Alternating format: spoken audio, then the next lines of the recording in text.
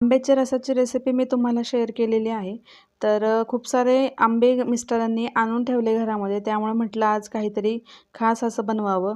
तर मी आंबा असा मस्त चिरून वगैरे घेतला, पल्प काढून घेतला त्याचा आणि तो आंबा आपण याच्यामध्ये वापरायसाठी घेणार आहोत.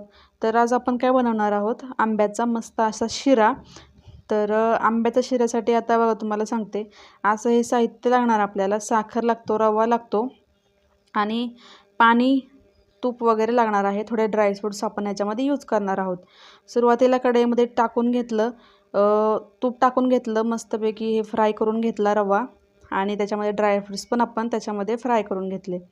तर थोड्या वेळ परतून दिलं, मस्त पाणी टाकून साखर टाकून आपण हे पल्प टाकून आंब्याचा असा शिजून घेतलेला आहे. तर असा मस्तपैकी आंब्याचा आपला शिरा तयार होतो. अतिशय चवीला उत्कृष्ट असा लागणारा.